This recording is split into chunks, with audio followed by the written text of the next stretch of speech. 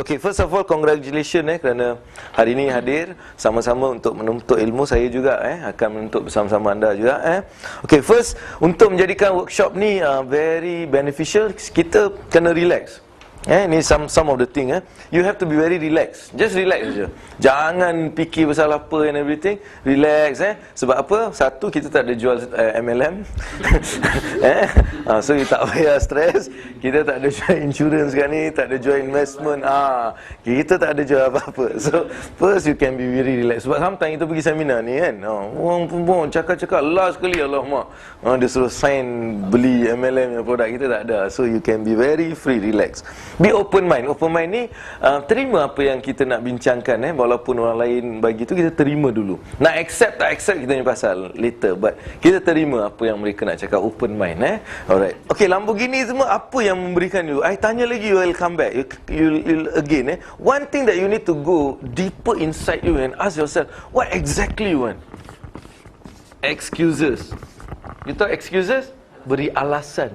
And you know what? Orang Melayu kita, since we are very creative people, kita ni kan otak kanan kan.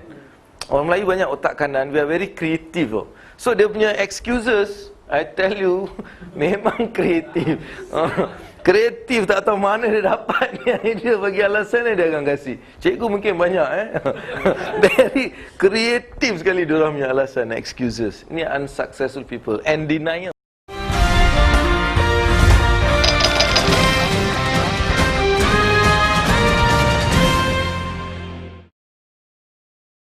Okay, first of all, congratulations kerana hari ini hadir sama-sama untuk kita dah pun siap sedia. Kita bersama kumpulan pagi dan juga anggota Raihan kita bersama kita. Abang-abang dah siap sedia? Lagu dah tukar, lagu Thank You Allah. Awal tadi kita rancangkan yang lain. Kita merancang Allah menentukan Thank You Allah. Silakan.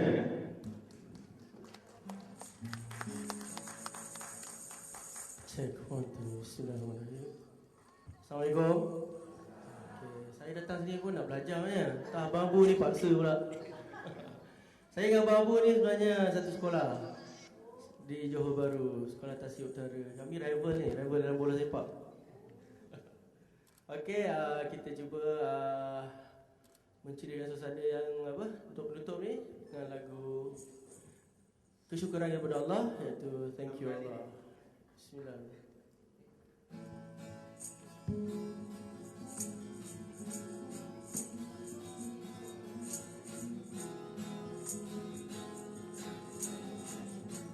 Kau boleh nyanyi sekali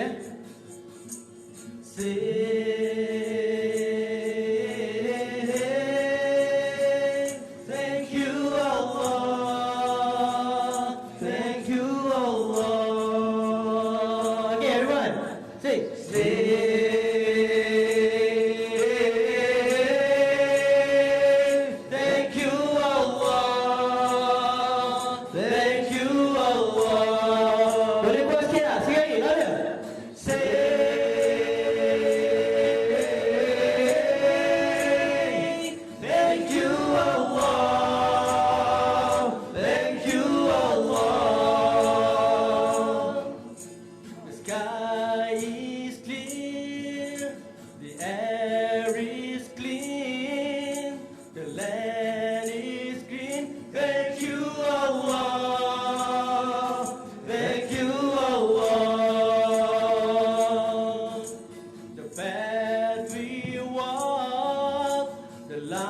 times we talk, the things we say. Thank you, Allah.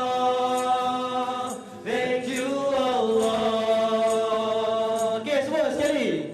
Say,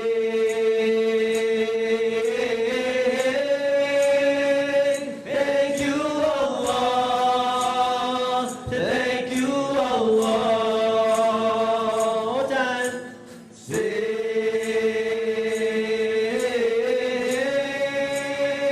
Thank you, Allah. Thank you, Allah. When I sleep, when I eat, and when I breathe, thank you, Allah. Thank you, Allah. The path we walk, the faith we've got, the life we live. Don't forget to say thank you, Allah. Thank you, Allah. Say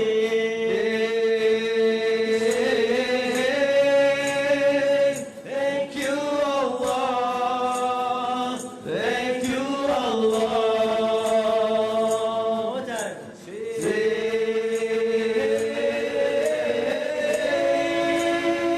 Thank you, Allah. Thank you, Allah. In the night or in the day, every morning after pray, we'll never forget to say thank you. Though sometimes I'm all alone, feeling sorrow not so strong, I pray to you and say thank you. Thank you, Allah. Thank you, Allah. Say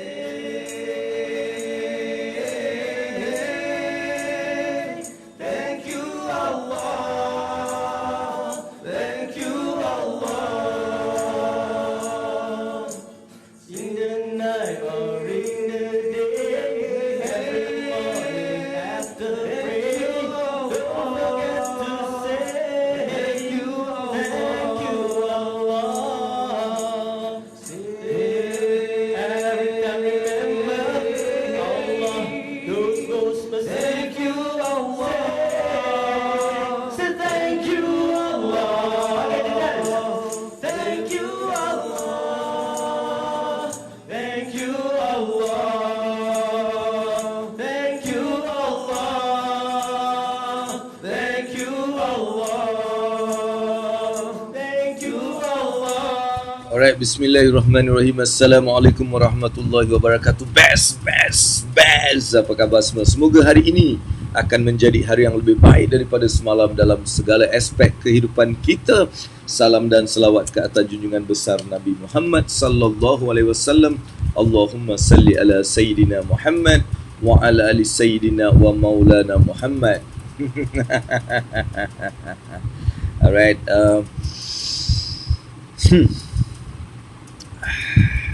Alright, sungguh indah hari ini kita dapat bersyukur bersyukur atas nikmat Allah Subhanahu Wa Taala yang telah mengizinkan diri kita ni untuk berada hari ini bersama dengan anda semua. Saya bersyukur sangat kerana dapat bersama dengan anda, right, adik-beradik, abang Abu. Alright, jadi kita seperti biasa mulakan dengan istighfar. Mudah-mudahan istighfar ini akan membersihkan kita daripada segala kekotoran yang ada dalam hati, jiwa, minda dan sebagainya. Kita bersihkan dia kerana inilah punca kenapa ramai orang dalam keadaan kesesatan, keadaan tertekan, sebenarnya banyak benda-benda yang negatif, banyak benda-benda yang sebenarnya tidak perlukan oleh kita telah menjadikan kita ni begitu dalam keadaan tertekan. Jadi mulakan dengan istighfar, kita beristighfar banyak-banyak. Mudah-mudahan dengan istighfar kita ni Allah akan bersihkan banyak kekotoran yang ada dalam jiwa dan minda kita. Itu permulaan kita mulakan dengan istighfar. Alright, astaghfirullahalazim. Tapi apa yang best bila dengan Abang Abu ni, sambil istighfar tu share lah. Mak, share brother. Share kita punya program ni, share kita punya live ni, share dengan member-member awak, share dekat group awak. Dan mungkin yang best boleh start watch party dekat awak punya page awak, ataupun dekat profile awak, start watch party bersama dengan Abang Abu setiap hari 9 hingga 10. Ilmu wang dunia akhirat. Mudah-mudahan ilmu ini akan membawa kejayaan dunia dan juga kejayaan akhirat. Mudah-mudahan kita akan menjadi orang-orang yang akan bersaudara dan berjiran di akhirat nanti dalam keadaan yang baik bersama dengan jiran-jiran yang luar biasa, insya-Allah. Dan hari ini saya nak just bawakan satu topik yang telah diutarakan, right? Ada yang tanya saya dalam email, dan lepas tu ada juga orang yang orang juga WhatsApp saya menanyakan mengenai hal yang kita nak bincangkan pada hari ini. Hal iaitu macam mana kita nak kenal ataupun nak dapatkan penasihat yang betul-betul. Maksudnya penasihat kewangan untuk kita. Apakah itu penasihat kewangan, dan apakah itu business, finance business ni, business kewangan ni. Apa tu business kewangan ni? Jadi kita nak macam cerita, dan kita nak macam kata orang tu, kita nak fahamkan benda ni, sebab benda tu susah. Kita kadang-kadang orang tanya, apakah beza ni di antara seorang broker dan seorang financial advisor? Apa perbezaan dia? So ramai yang mungkin tak faham apa perbezaan dia dari segi konteks yang betul. Jadi jangan risau, sebab bukan awak saja, ramai orang yang di kalangan kat luar tu memang tak tahu pun apa perbezaan dia. Sebab ramai orang juga yang didapati confused kan, dia tak tahu apakah perbezaan mereka ni. Kadang-kadang diorang ni memang buat benda yang sama, servis yang sama, tapi kenapa kita nak macam risau sangat benda ni kan? Tak kisah kan? Sebenarnya itulah masalahnya ramai orang yang tidak mengambil berat mengenai ini. Dia tak tahu apa tu financial advising dan apa itu brokering. Jadi kita nak hari ni macam lebih kurang semak-semak sikit, kita bersantai bertanya, sebab saya nak bagikan 5 perkara yang boleh membantu anda, right? Untuk mendapatkan satu advice ataupun satu nasihat yang betul, alright, untuk duit anda tu. Sebab kita akan melabur, tak kira kan dia ni dapat commission ke, atau dia kita melabur, kita ni akan melabur, tapi kita nak tahu sama ada pelaburan kita ni berasaskan daripada advice finance ataupun daripada commission based punya advisors. Jadi itu yang kita nak macam bincangkan, supaya saya bagi 5 perkara ni supaya kita lepas ni mempunyai satu skill untuk menilai. Satu skill. Dia bukan kita nak menilai orang tu, bukan. Orang tu tak ada kena-mengena dengan benda yang kita nak. Financial advisor tu dia tak ada kena-mengena. Orang tu tak ada kena-mengena dengan apa yang kita cakap, tapi cara mereka dilatih tu kita nak beritahu. Sebab abang pun dah berada di banyak kata orang tu jualan-jualan ni. Jadi saya macam faham, right? Kadang-kadang apa yang menjadikan satu company tu lingkup ataupun orang tu lingkup juga disebabkan daripada financial advice yang tak betul. Cuba contohnya, kita juga pernah dengar ada company besar ni semua dia hancur sebab advice yang tak betul oleh siapa tadi? Pakar-pakar kewangan dan sebagainya. Jadi kita nak macam go through, kita nak juga nak belajar lah sikit-sikit mengenai apa perbezaan. Jadi kalau anda ada sebarang persoalan mengenai benda tu, anda boleh utarakan ke Abang Abu. InsyaAllah Abang Abu akan cuba jawab sedaya apa yang saya mampu dan siapa yang saya faham, right? Jadi saya harap ini akan memberikan anda sedikit sebanyak. Saya ni kena tengok juga kan muka aku ni. Alright, dan minum kopi. Mari kita minum kopi dulu.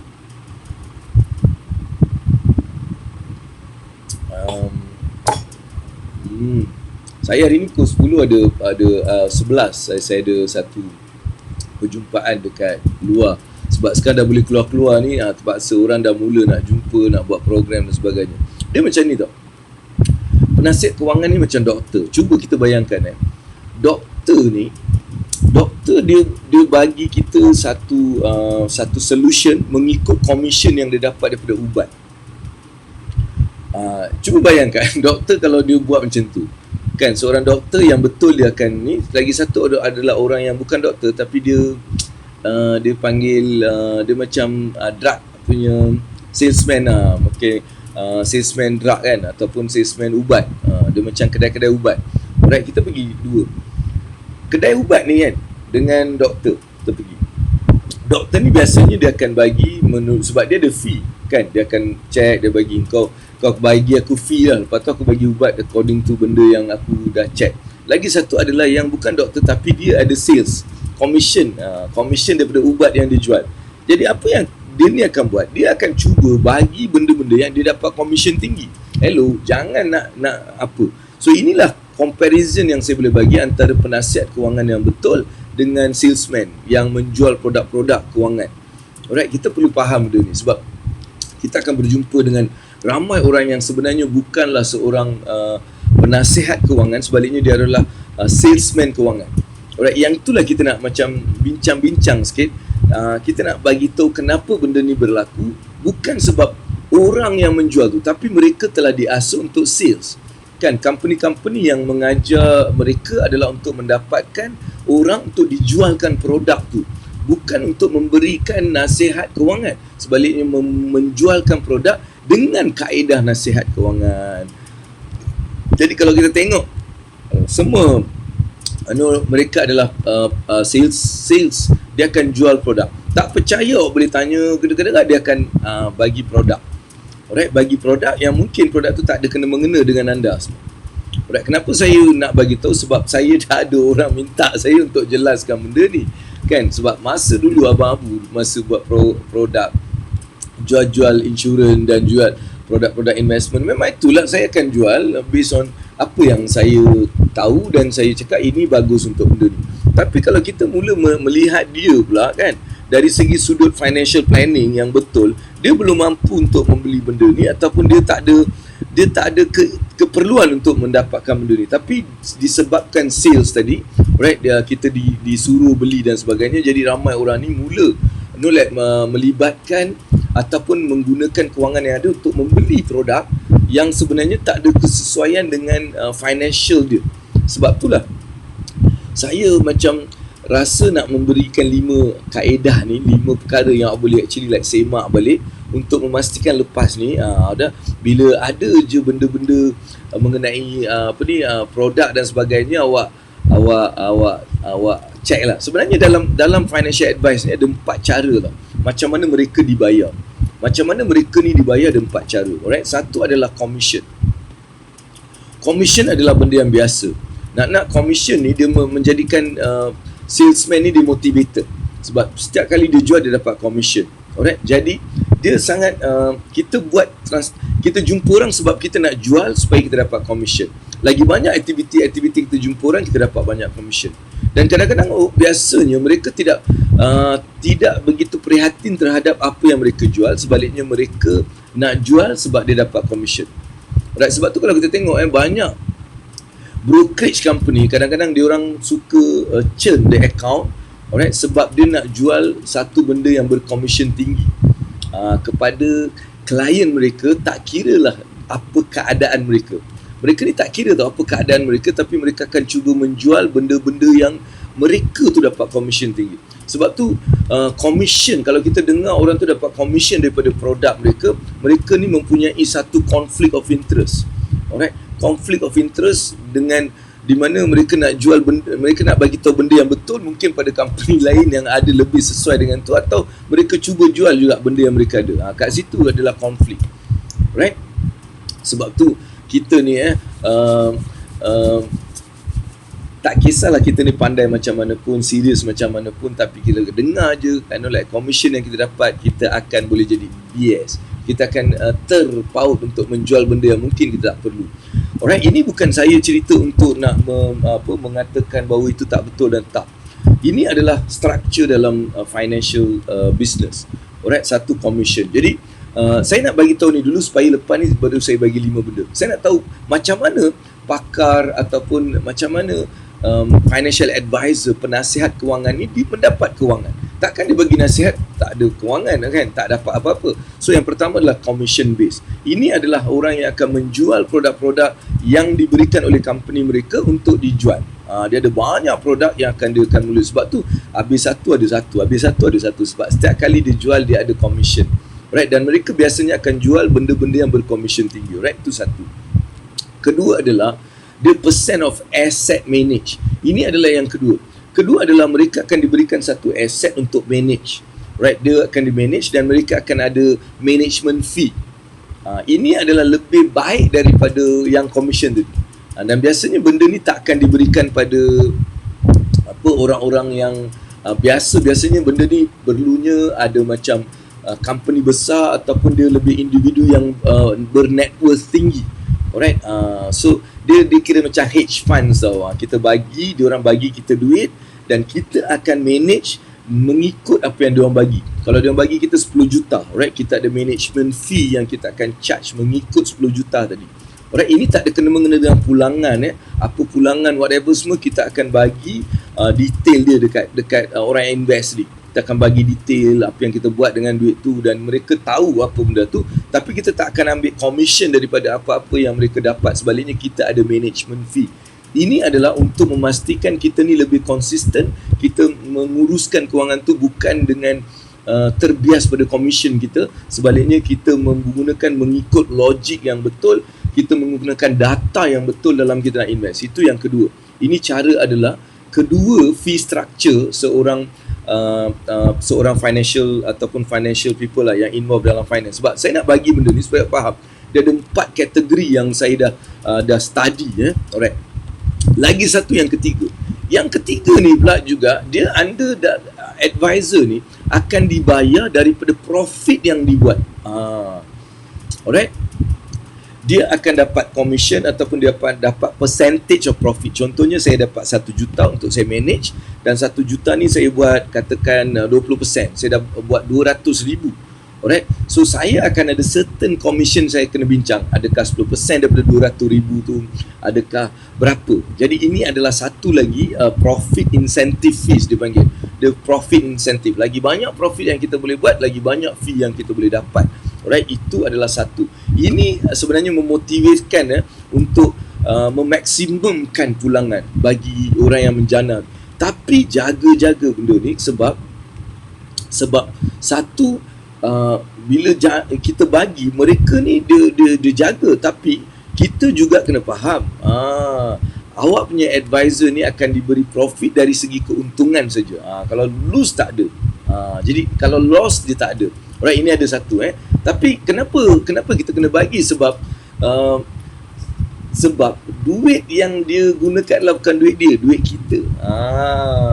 Kan? Jadi sebab tu kita kena faham, alright, pada dia tak ada risiko. Kan? Pada dia tak ada risiko, tapi pada kita yang letak duit tu kita ada risiko. Sebab tu dekat sini you mungkin dapat profit yang lebih ataupun mungkin tak ada juga. Tapi sebenarnya dalam yang benda ni saya nak bagi satu nasihat sebab ramai scammer akan menggunakan cara macam ni. Scammer, dia bukan financial advisor, dia adalah scammers. Scammers suka menggunakan kaedah ni. Scammers ni akan menggunakan kaedah untuk dia cakap, okay, awak invest ni, awak dapat kita bikinkan profit banyak ni, kita dapat banyak ni. Untuk meyakinkan seolah-olah mereka tak ambil commission dan sebagainya, tapi dia mengharapkan return. Jadi dalam struktur yang ni berjaga-jaga supaya mereka ni bukan scammer. Right? Itu yang keempat ni, fee structure seorang dalam bidang finance, fee structure dia. Lagi satu struktur yang sebenarnya kalau kita tengok adalah fee only advice. Dia tak ada apa-apa produk. Dia tak ada apa-apa produk, dia tak jual produk. Sebaliknya dia bagi, dia akan bagi awak apa yang sebenarnya awak perlu. Dan biasanya dia akan charge mengikut jam. Contohnya, okay, 1 jam berjumpa dengan saya, spesifik topik saja, yang dia takkan cerita satu dunia punya cerita, tak ada. Alright, awak ada masalah apa, kad kredit, okay, datang jumpa dengan saya, $250. Alright, contohnya untuk 1 jam kita akan selesaikan masalah tu. Dia tak ada jual produk, dia tak ada apa-apa. Apa yang dia buat adalah dia akan bagi tahu apa perlu dibuat. Apa perlu dibuat. Dia takkan buatkan juga Dia takkan buatkan juga. Dia cakap, okey, yang ni awak kena pergi jumpa AKPK. Contohnya. Yang ni kita boleh restructure dekat bank, awak boleh buat macam ni. Jadi biasanya mereka ni mempunyai experience. Mereka mempunyai pengalaman yang lama, mereka mempunyai pengetahuan, mereka mempunyai skill dan juga intelligence. Diorang ni ada intelligence. Ini fee only advice. Dia tak ada jual produk. Tapi ramai orang susah nak take this sebab dalam konteks di negara-negara sini Malaysia, Singapura pun dah berubah sikit, tapi di Malaysia kalau saya tengok benda ni bukanlah satu benda yang common. Orang tak rasa macam kenapa aku nak bagi dia duit untuk just nak bagi tahu aku buat benda ni kan. Jadi sebab itulah kita kena faham sebab diorang ni akan bagi advice yang lebih padu. Alright? Sebab tu dia tak akan ada apa-apa di belakang dia. Bila ada apa-apa di belakang dia tu, maksudnya kita kena jaga, right? Okay. So kenapa dia orang ni buat? Sebab soul motivasi orang yang fee based advice ni, dia nak pastikan, alright, benda yang awak bayar saya awak dapat the maximum supaya awak akan datang lagi kan. Dia punya cara, aku nak bagi value dulu, nak tengok apa yang aku bagi advice ni dia berbaloi tak, dia dapat tak pulangan yang betul, dia dapat tak kau mengeluarkan diri kau daripada masalah tadi. Kalau that's where people ni, alright, sebab masalahnya dengan orang ni, mereka ni kadang-kadang ramai orang tak buat benda ni sebab dia fee only ni, orang tak nampak apa kesan dia kan. Jadi sebab tu fee only punya structure ni jarang digunakan oleh mana-mana advisor. Alright, biasanya mereka akan ada produk ataupun link untuk mereka menjual. Jadi sebab itulah saya nak bagi fahamkan 4 perkara ni. Alright, so sebab itulah saya nak bagi tahu kita perlu faham. Dan kalau semak satu persatu mereka ni, biasanya semua advice ataupun semua nasihat yang diorang bagi ni ada dia punya kata orang tu lebih bias tu diorang punya produk. Kalau tengok, awak tengok betul-betul. Okay, sebab tu like sekarang ni benda ni orang tak faham. Orang ni sebab kita tak tahu berapa agent kita dapat. Kita tak tahu berapa broker kita dapat daripada apa yang kita invest dan sebagainya. Sebab tu dia menjadi satu fine line yang kita tak tahu apa sebenarnya. Alright? Sebab tu kita juga ada benda-benda yang macam besok saya akan mungkin cerita 10 perkara yang financial planner takkan bagi tahu kita. Nak hari ni ke nak besok? Sebab hari ni saya nak bagi 5 benda yang awak kena buat untuk mendapatkan satu advice yang betul. Jadi kita nak tengok dulu sebelum saya nak bagi tu, kita tengok ada tak ramai juga yang datang ni aku tak Assalamualaikum abang Abu yang handsome dan baik hati, right? Kita sebelum 5 perkara tu saya nak just like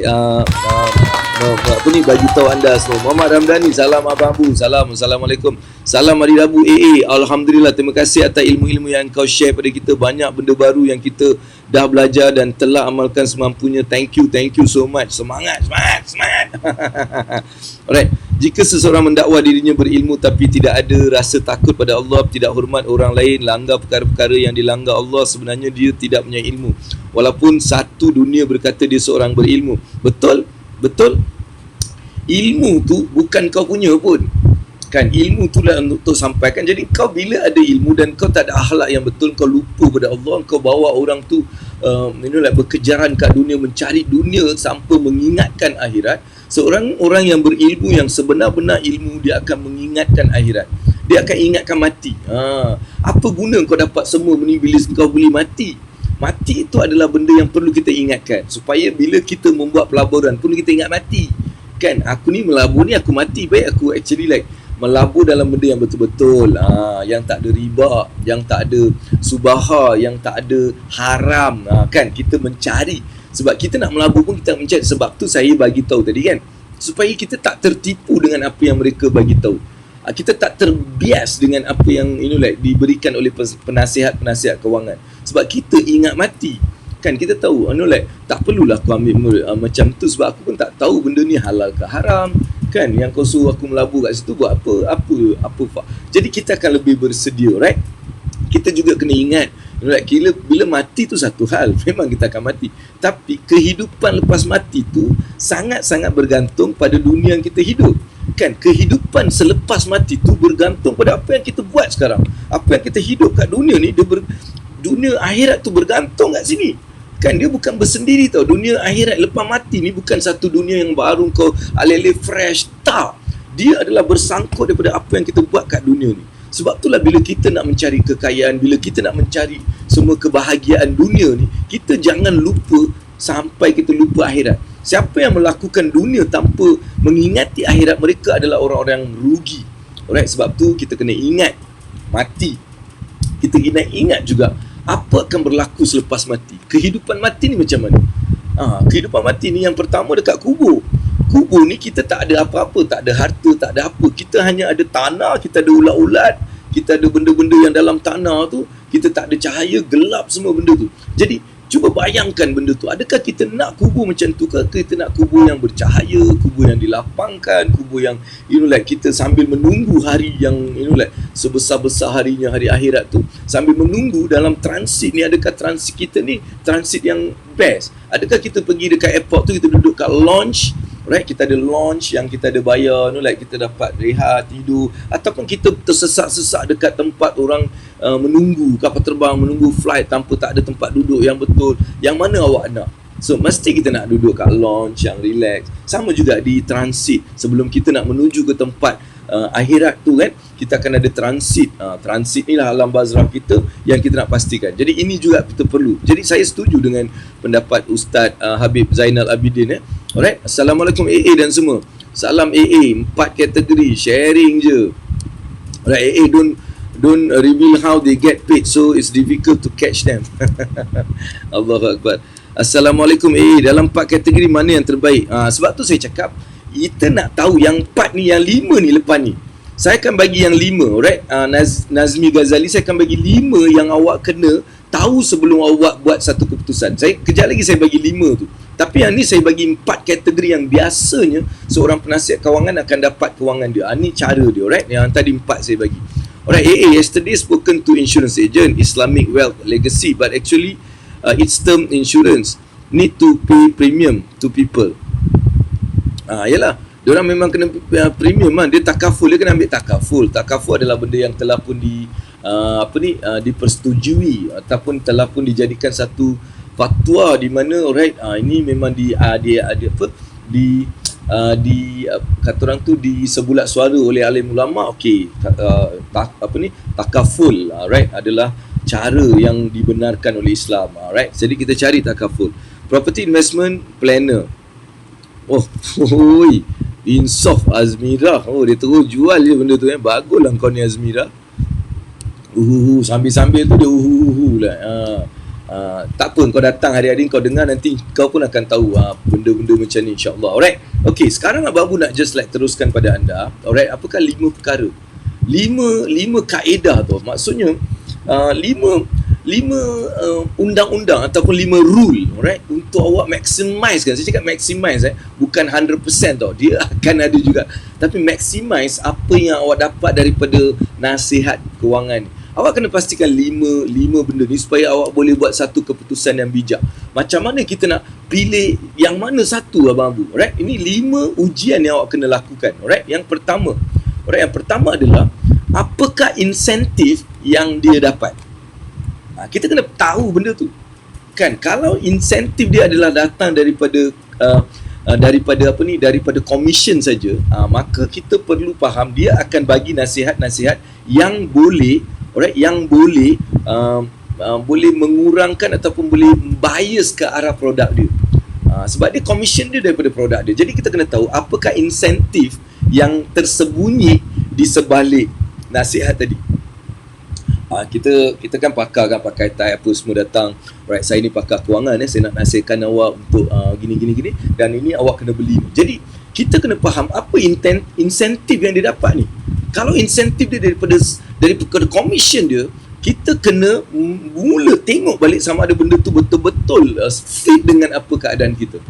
Alright, ini yang pertama. Jadi kita kena tahu apakah yang mereka ni dapat. Itu satu. Kedua, jangan confuse dengan cadangan ataupun opinion. Kita panggil dia opinion. Cadangan atau opinion daripada pakar kewangan. Jangan confuse fact dengan opinion. Facts adalah facts. Facts adalah data dan numbers. Alright, ini adalah true knowledge dia. Right, ini knowledge yang sebenar-benarnya. Daripada data yang awak bagi, awak ni dah berkahwin, dah ada anak, ada sekian-sekian ni data yang bagi. Daripada data ni, kami rasa, itu opinion. Kami rasa adalah yang sesuai adalah untuk dapatkan ni. Nampak Itu opinion. Itu bukan fact. Fact ni yang awak bagi. Jadi opinion ni tak semestinya benda yang betul untuk apa fact yang awak bawa. Sebab tu opinion ni dia hanya opinion saja. Tapi kita boleh sebenarnya tanya balik, kenapa benda ni?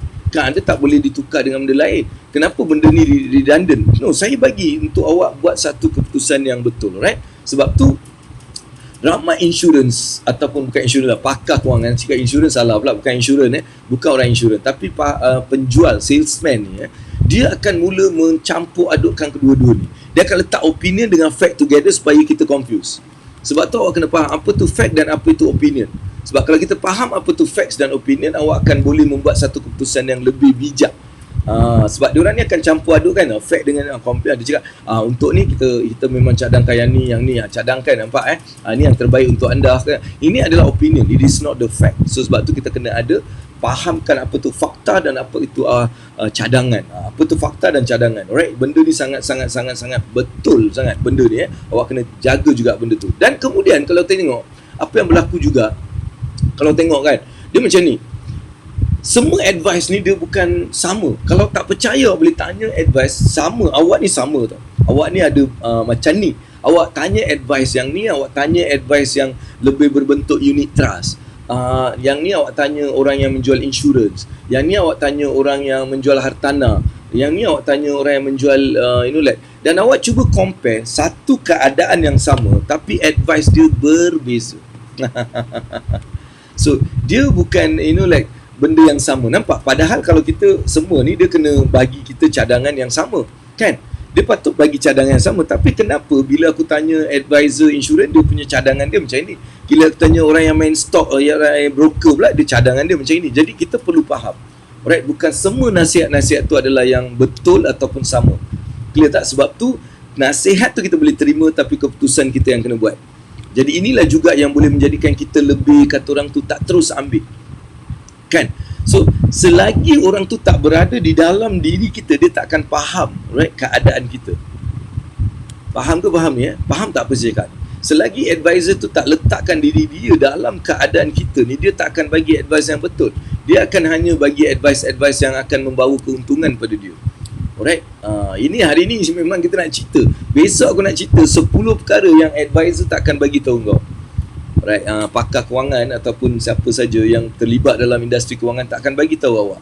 Alright, saya nak awak tahu benda tu supaya lepas ni awak lagi macam wow. Alright, okay. Ketiga ini keempat tadi kan. So awak tak akan boleh advise seseorang tu, alright,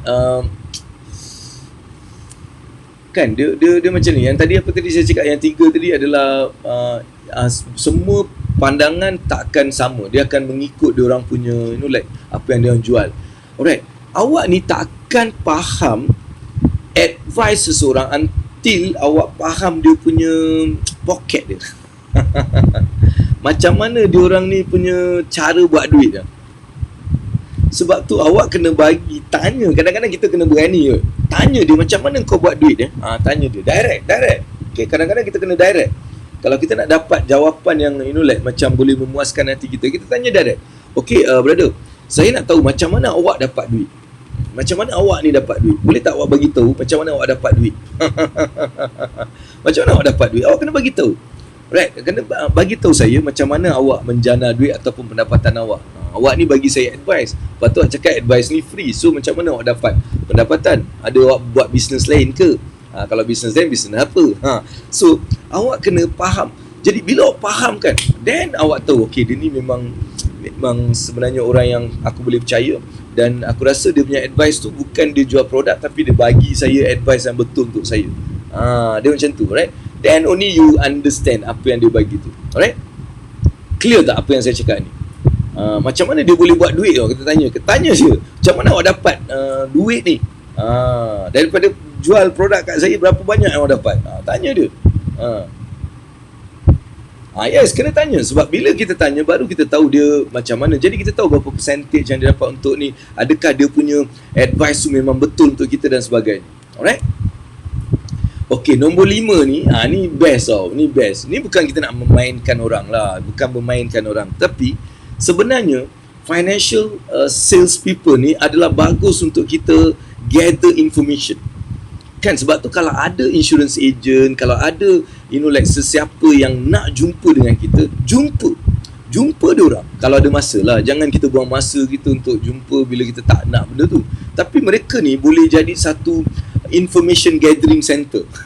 Kita boleh jadi information gathering dengan kita mula mendapatkan nasihat, kan, dan dari situ kita boleh buat satu portfolio tau. Aku sebenarnya boleh buat ni, aku tak boleh buat benda ni, aku boleh buat benda ni. Oh, benda ni baru aku tahu benda ni. Oh, ada juga dalam benda tu. Ini adalah cara untuk kita belajar dengan mudah tanpa pergi kelas-kelas kewangan. Tak payah pergi kelas kewangan, kita boleh tahu. Tapi itulah, itu masalahnya kita ni tak ada kemampuan untuk nak menilai. Itu yang menjadikan awak kena datang kelas-kelas untuk belajar, right? Macam Abang Abu, okay, aku bagi nasihat. End of the day, apa yang aku jual? Aku jual ilmu. Maksudnya ilmu yang lebih diperlukan. Kalau rasa awak dah dapat benda ni, dah faham, sekarang macam mana saya nak? Kena datang supaya belajar secara belajar beradab. Belajar ni ada adab dia, adab nak belajar ilmu ni ada adab. Macam hari ni kita bagi information, awak boleh belajar, dia dapatkan. Tapi bila kita nak mendalami sesuatu, maka kita kena berguru. Dan bila berguru, ada adab dia, ada rukun-rukun dia, ada syarat-syarat dia, ada terma dia, supaya kita dapat ilmu itu dengan betul, dengan lengkap. Alright? Sebab tu bila anda nak, saya dah pun sediakan banyak program-program yang paling terbaru, yang paling best, yang paling saya rasa dalam COVID ni saya keluarkan adalah SOFF. Soft. Kita nak berjalan dalam soft, right? Soft. Kita luruskan soft, kita terus beribadah. Kita luruskan soft, kita terus melakukan kebaikan. Kita luruskan soft tanpa mengira bangsa, mengira whatever, warna kulit, keadaan sosial awak, keadaan harta benda, tapi kita terus menuju untuk mencapai redha Allah. Alright? Benda itulah yang saya ni, alright? Okey, jangan yang kat sini adik-adik aku ramai insurance agent. Jadi jangan terkesan, jangan ingat Abang Abu sedang Abang Abu condemn orang insurance. Tak, saya tak condemn setiap orang. Saya hanya bagi tahu macam mana business finance ni distructurekan. Financial business ni macam mana dia structurekan dia punya business model dia. Sebab tu saya bagi 4 benda tu, untuk mengetahui kita ni dalam keadaan. Bukan saya cakap semua yang bagi advice ni advice yang tak betul, tapi pastinya kita bagi advice dengan ada satu keinginan untuk dapatkan commission tu. Itu yang saya cuba nak bagi tahu. Dan kalau memang kita ni bagi benda yang betul, awak akan terperanjat. Bila kita bagi benda yang betul, dan orang akan mula datang kita dan membeli produk-produk kita. Saya pernah jadi insurance agent. Bukan saya ni tak pernah jadi insurance agent. Saya tahu bila saya mula menukar konsep. Bila dulu saya memang jual untuk commission. Sebab kita pergi produk training, produk ni okey, pergi pop cari balik customer lama. Kau kena beli benda ni babe, benda ni memang. Jadi kita sebab apa sih? Orang tu tak perlu pun, tapi saya suruh dia juga beli. Sebab apa? Saya dapat commission. Kan? Dan saya pula jenis yang bagi tahu, kau tak beli, aku tak dapat commission lah, babe, belilah sikit macam tu. Kan? Tapi apa-apa pun, pada saya benda tu adalah satu kesilapan yang saya lakukan dulu, sehingga saya berubah, saya tak nak. Right, sebab tu salah satu sebab saya tak jual insurans, saya keluar daripada industri insurans, sebab saya rasa macam saya tak boleh be genuine, tak boleh jadi diri saya, sebab ada benda saya tak suka, kan? Tapi saya terpaksa jual kerana saya nak hit saya punya quota, saya punya target. Jadi benda tu memang buat saya macam aku tak nak industri ni. Dan aku pergi buat MLM pula. Dalam MLM pula ada benda lain pula. Kita kena jual juga kadang-kadang. Apa yang kita jual ada tempat tu murah gila, babe.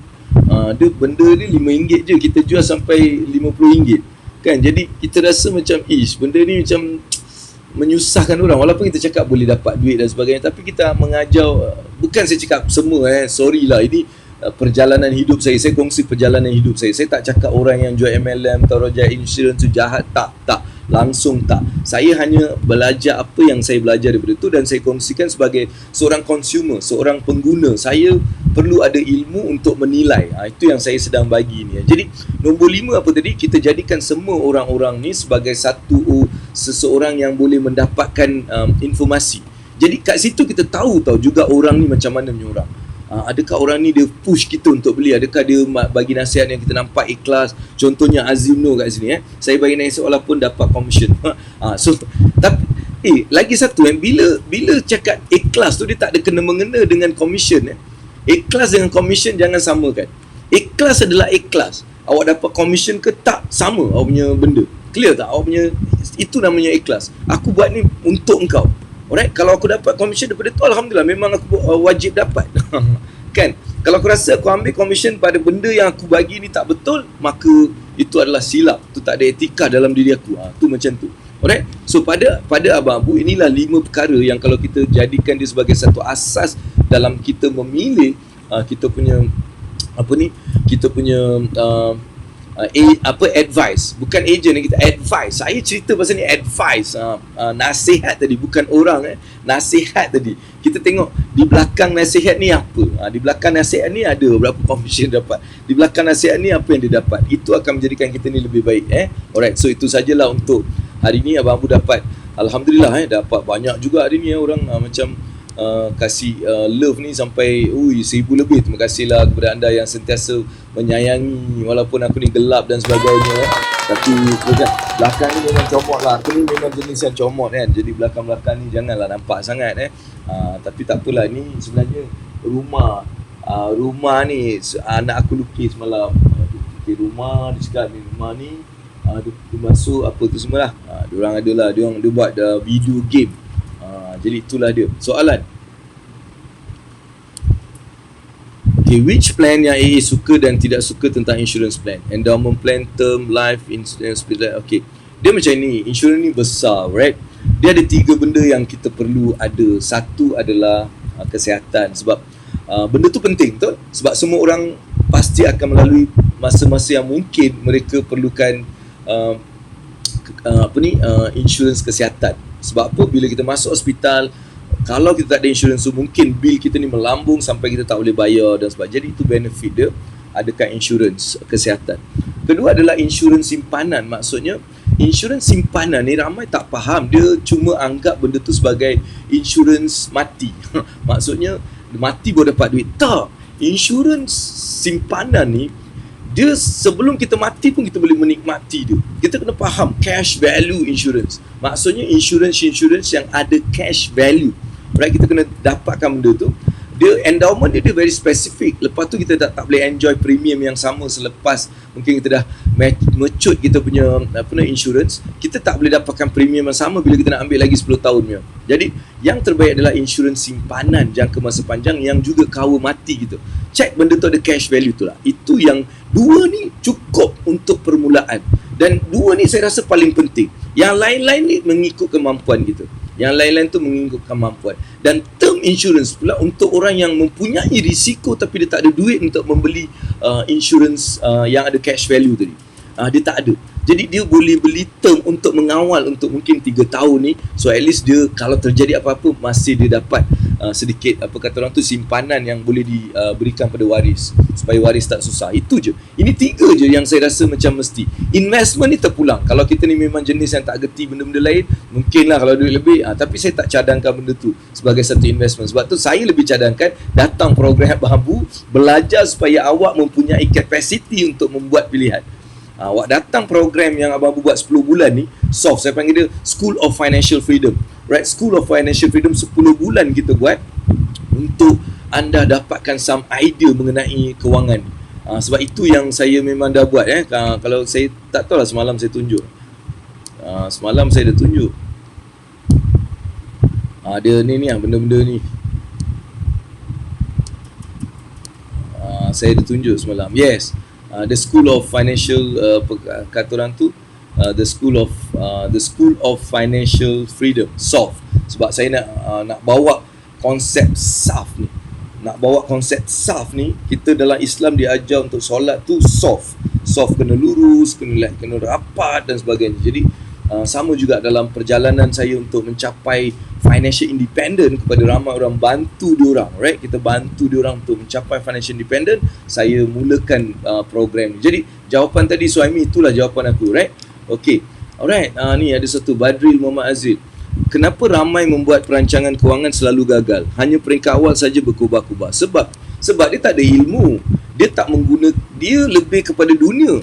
Kan, orang yang membuat perancangan kepada dunia, dia akan gagal. Tapi kalau kita merancang untuk akhirat, insya-Allah tak gagal. Kan? Kenapa? Sebab dia ni buat untuk dunia. Kalau kita tengok, oh kenapa saya nak tu, saya nak ni, saya nak kat dunia je. Sebab bila perancangan dunia ni, dia akan gagal, babe. Dia akan gagal. Dunia ni akan hanya bawa kekecewaan. Percayalah cakap saya. Kalau kita ni terlampau banyak dipesongkan oleh dunia, dibuaikan oleh dunia, kita akan kecewa. Akhirnya dunia ni akan bawa kekecewaan. Sebab tu kalau kita hidup di dunia berpaksikan akhirat, berpaksikan apa yang aku dapat ke akhirat, dia akan memberikan kita satu keadaan yang stable. Kita akan konsisten dalam benda yang kita buat. Alright? Sebab dia berkobar-kobar sebab like dunia, tapi dalam dunia dia bukan macam apa yang dia buat. Dia ada benda ni sebab dia nak dunia, dia akan kecewa. Orang akan menipu, ada banyak ujian yang akan berlaku. Jadi kita nak duit, tak dapat tu kita kecewa. Tapi akhirat ni lain. Kita berpaksikan akhirat. Kita tak akan melupakan solat untuk nak mendapat dunia. Kita tak akan melupakan orang-orang yang susah untuk kerana kita dapat kekayaan. Jadi inilah yang berpaksikan akhirat. Kalau kita buat sesuatu berpaksikan akhirat, insya-Allah berjaya. InsyaAllah berjaya. InsyaAllah berjaya. Itu yang saya boleh bagi tahulah.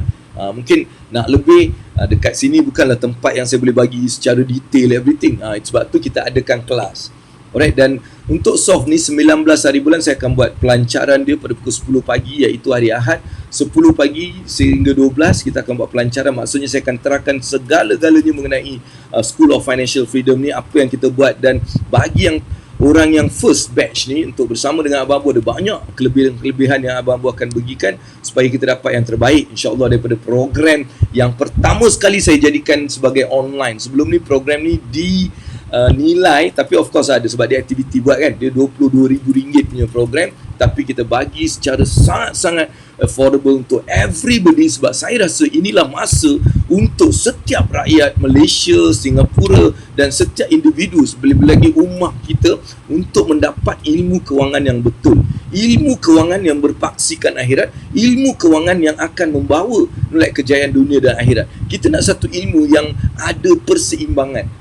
Itu yang sebenarnya saya buat dalam program ni, insya-Allah. Jadi kalau anda ada rezeki untuk saya memberikan ilmu ni pada anda, insya-Allah kita akan jumpa, right? Thank you AA, very very clear. Alright, merancang untuk akhirat. Start your next day with solat timing and go getting for akhirat. Buat bisnes dengan Allah, takkan rugi.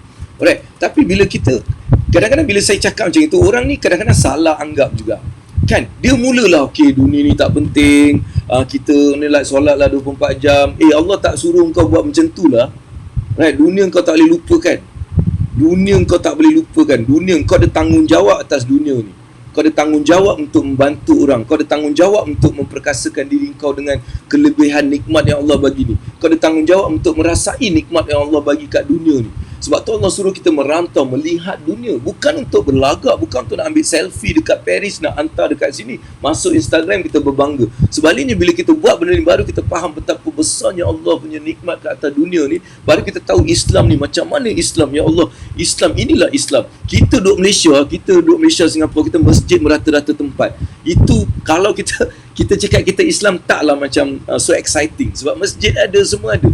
Kau pergilah ada negara yang tak ada masjid, tak ada waktu apa kita nak tahu pun tak ada. Tapi kat situ orang solat on time. Kat situ orang solat on time. Kat situ mereka mempunyai satu komuniti Islam yang macam wow, inilah Islam. Masa tu kita rasa, ya Allah, inilah Islam ni. Kan, dia tak ada azan, tak boleh dengar azan, tak tahu bila waktu masuk, tapi mereka on time lah, babe. Dengan keadaan dia orang yang kita tengok, wah, ini baru betul-betul Islam, babe. Kita masjid ada kat depan, panggil 24 jam pun tak pergi.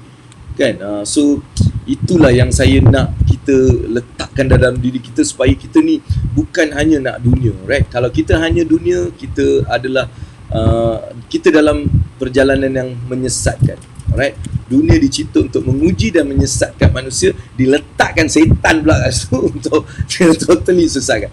Saya minta lah doakan saya dilindungi, saya sentiasa berdoa lindung. Saya pun manusia biasa kan, yang akan terpesong juga. Kita ni terpesong, tapi mudah-mudahan ya Allah, bila aku terpesong tu kau cepat-cepatlah pak balik aku, sepak ke whatever ke kan, so kita dapat balik semula ke tempat yang asal kita. Jadi insya-Allah, so itulah yang Abang Bu nak just kongsi kepada anda pada hari ini. Dah pukul 10 saya terpaksa bersiap-siap, saya ada perjumpaan sekejap lagi. Jangan lupa pukul 1 tengah hari nanti kita akan ada program bersama dengan DJ right? ABC, iaitu Adik-Beradik Channel. Adik-Beradik Channel, alright, di mana kita ada ramai DJ aspiring DJ daripada adik-beradik yang akan berkongsikan banyak pengalaman-pengalaman mereka mengenai pelbagai benda dalam kehidupan, perniagaan, kewangan, rumah tangga, mindah dan sebagainya. Banyak perkara-perkara yang akan dibincangkan setiap hari daripada 12 hingga 1. Jadi sama-sama juga datang, dan anda semua jangan lupa announcement saya untuk soft ni. Saya akan buat satu poster dan letakkan dalam Facebook saya, dan untuk pelancaran ni saya akan jemput semua orang secara percuma. Mudah-mudahan anda juga bagi tahu pada orang-orang lain, biar diorang datang. Kalau Allah bukakan hati mereka, insya-Allah sama-sama kita akan terus berlayar untuk mencapai kejayaan yang luar biasa, insya-Allah. Alright, saya juga doakan anda semua yang berada pada hari ini, yang datang, yang dengar, yang bagi love, yang tekan like, yang share, yang letak hashtag you must meet Abang Abu dekat dia punya page, dia buat watch party. Saya doakan segala urusan anda semua ni Allah akan permudahkan, dan juga permudahkan dan mengabulkan segala permintaan anda, insya-Allah. Right? So itu sajalah. Selalu jadi ustaz kewangan akhirat. Kau ni janganlah panggil aku ustaz pula. Aduh, aku mekanik babe. Ustaz mana dia macam ni, kau nampak? Rambut mula gunting. Tapi kan, aku sekali-sekali orang tengok, dia cakap aku macam Syahrukan. Jadi kau kalau cakap macam Syahrukan tu aku sukalah. Macam Syahrukan. Aku ni memang macam, aku ni macam tu lah. Tak tahulah kenapa. Alright, saya terpaksa ucapkan terima kasih, dan saya nak settle kat sini. Kalau ada apa-apa, contohnya mungkin awak nak pendapat, pandangan, bolehlah PM Abang Abu, insya-Allah. Kalau memang saya yang baca, walaupun kita ada admin, tapi biasanya message tu saya yang jawab dan saya yang baca. Alright, jadi insya-Allah lah, kalau ada you boleh tanya. Dan kalau nak tanya pasal soft ni, alright, pasal soft ni, saya cadangkan, dan saya nak seolah-olah kalau saya ni kan, saya akan jadikan benda ni wajib. Memang kena datang. Sebab tu saya buat benda ni kenapa tau? Saya nak bagi balik apa yang kita tertinggal masa kat sekolah. Apa yang kita tak belajar masa ke sekolah, tapi sebenarnya kat dunia yang sebenarnya dia penting. Iaitu ilmu kewangan. Dia sangat penting dekat dunia, tapi tak diajar dekat sekolah masa kita pergi school. Jadi sebab tu kita dah besar ni, kita kena ada school of financial freedom. School, kita nak pergi sekolah. Sebab tu dia 10 bulan kan, 10 bulan setiap minggu, satu bulan tu 2 kali atau 3 kali minggu, 3 minggu sebulan. Kita belajar, buat praktik, kita datang, ada kerja rumah, kita semak, ada ujian. Lepas tu cikgu, Abang Abu ada, kan nak cakap kau ni salah, tak betul lah. Tak, macam tu lah. So kita jadikan dia sebagai satu perjalanan untuk kita mencapai. Dan saya bagi tahu bagi anda, dia adalah paling murah, sebab saya jadikan dia tuition fee. Setiap bulan bayar banyak ni je, dan awak akan belajar juga untuk buat balik duit tu dengan pelbagai benda yang saya akan bagi juga. Alright? So itu sajalah daripada Abang Abu, insya-Allah. So nantikanlah apa yang akan saya bagi tahu di Facebook saya. Rajin-rajin like Facebook Abang Abu, like supaya awak tak termiss. Jadikan dia first lah. Macam first apa tu lah aku tak tahu. Kau letak je lah first, see first, something like that. So bila apa-apa saya ada, awak akan dapat informasi yang dulu, right? Sebab saya tak wawarkan benda ni banyak. 19 kita terus launch, 26 kita start. So kita ada seminggu saja untuk kita terus start, dan kita akan habis dalam March 21, right? Batch yang pertama mungkin saya hanya ambil dalam 20 atau 30 orang, saya tak tahu. So itu capacity yang saya rasa saya boleh bawa, right, supaya kita dapat yang terbaik. Dan mungkin batch kedua kita tak tahu, mungkin 6 bulan kemudian baru kita start balik yang kedua, right? So itu sajalah daripada Abang Abu, insya-Allah. Saya doakan saya ada beberapa perjumpaan pada hari ini di Singapura. Alright, keadaan cuaca di Singapura alhamdulillah dia nampak mendung sikit, tapi saya rasa baguslah untuk kita tak macam berat. Saya pula pakai baju hitam hari ni, jadi saya rasa okeylah. So itu saja. Assalamualaikum warahmatullahi wabarakatuh. Best, best, best, best, best, best, best, best, best, best, best.